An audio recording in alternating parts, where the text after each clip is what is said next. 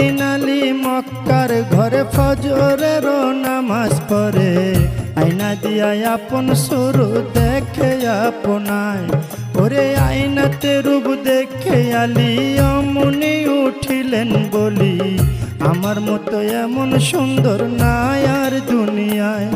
ওরে আয়নাতে রূপ দেখে আলী অমনি উঠিলেন বলি, আমার মতো এমন সুন্দর নাই আর দুনিয়ায়। তখন দুই ইমাম দাঁড়ায়া ছিল, দুই ইমাম দাঁড়ায়া ছিল, আলীর ডাইনে বাইরে সাধের দুনিয়ায়। যার যেখানে মরণ লেখা যায়, ভবে যার যেখানে মরণ লেখা যায় রে সাধের দুনিয়ায়, যার যেখানে মরণ লেখা যায়।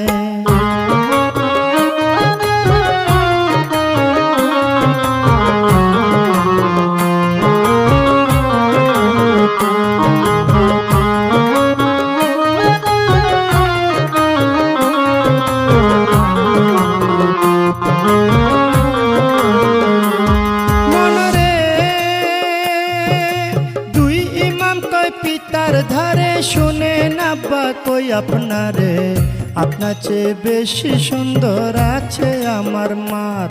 মায়ের বাতুনি এক সুরত আছে, যে দেখছে সে পাগল হইছে। বিনায়া বিনায়া বলছে ইমাম দুইজনায়। ওরে এই কথা শুনিয়া আলী গুসাতে বলিলেন খুলি, দৌড়াইয়া তখন আলী ঘরে চইলা যায়। ওরে গিয়া বলছে জোহরা রে, শোনো জোহরা কই তোমারে। বিনায়া বিনায়া বলছে আলী মরতু যায়। জোহরা তুমি আমার ঘরের স্ত্রী, সকল সুর দেখতে পারি, তবে কেন প্রাণের শরীর দেখাও নাই আমায়।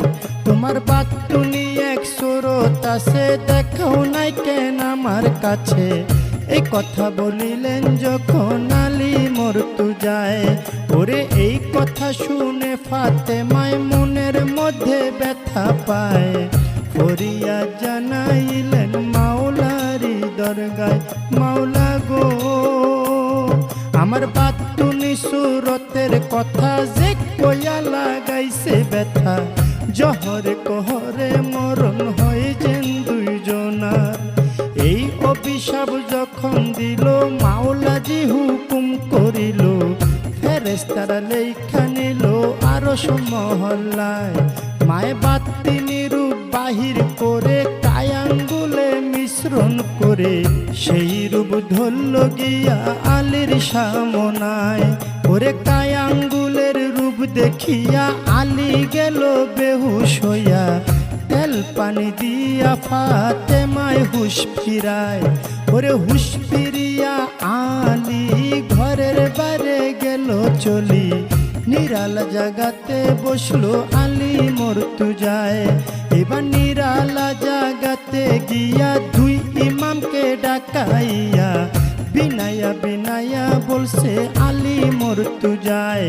ইমাম ঠিক কইরা কও আমার ধারে, বলো তোমরা আমার কাছে, কেমন কইরা তোমার মায়ের পুরা রূপটা দেখা যায়।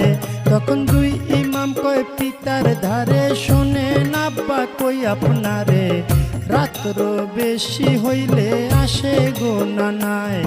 ওরে রাত্র যখন বেশি হয় নবী আইসা ডাক দেয়, মা ফাতেমা দরজা খুইলা বাইরে চইলা যায়। মায়ের পিছে পিছে